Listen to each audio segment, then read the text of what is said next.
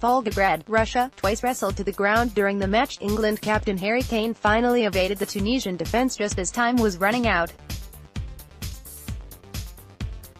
Kane found an open area of space at the far post and used his head to meet Harry Maguire's flick-on, scoring the winning goal Monday in a 2-1 victory at the World Cup. It was relief for Kane and Gareth Southgate, who leapt into the air in delight as his World Cup debut as a coach got off to a winning start. "The best teams in the world keep that belief in what they're doing," Southgate said, "and in the end they break the opposition down. England shouldn't have found it so tough in its Group G opener against such opposition.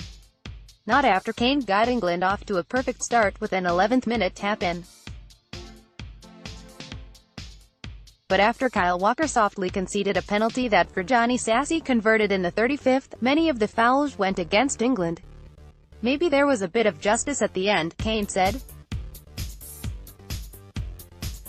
Finally, Kane showcased on the international stage the predatory instinct in front of goal that has served Tottenham so well. Only 2 years ago, the striker failed to find the net at the 2016 European Championship, which ended in humiliation with a loss to Iceland in the last 16. The team has been transformed by Southgate since then. For all the placidness and togetherness within the groups, Southgate has added persistence and doggedness. "It shows the work we have put in these last few weeks," Walker said.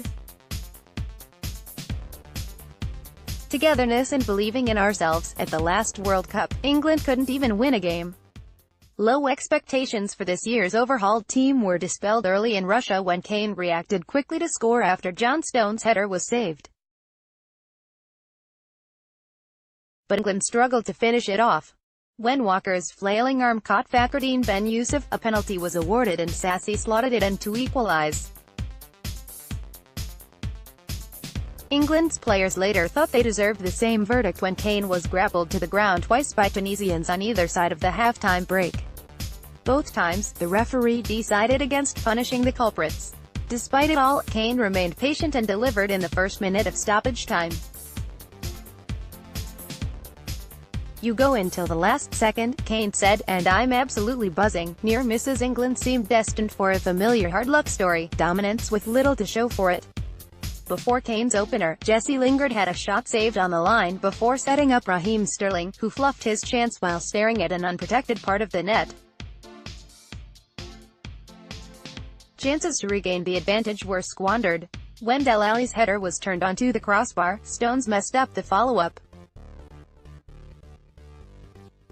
Lingard later hit the post after breaking past goalkeeper Farouk Ben Mustafa. "The pleasing thing was the movement, the pace, the interchange," Southgate said. Control from the back with the ball. Statistics however hard it was to break through. The English attack achieved its most shots on target in the first half at a World Cup since 1966, the only time the team won the trophy. For Kane, wearing the captain's armband is only making him more prolific. He now has 8 goals in 6 games as captain. Injury watch. Tunisia was forced into an early goalkeeping change. Muaz Hassan was caught by Lingard in the 5th minute but remained on the field and even pulled off a fine save, clawing away Stones' header from Ashley Young's corner, before Kane scored. Hassan, though, was forced off in the 15th and replaced by Ben Mustafa. Group dynamics. England and Belgium are the early frontrunners as expected. But while England passed the sterner test, Belgium had the most comfortable start in its 3-0 victory over Panama.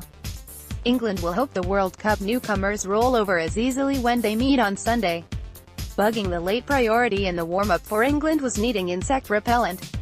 Mosquitoes and little bugs have been swarming across the city, creating an annoyance for players.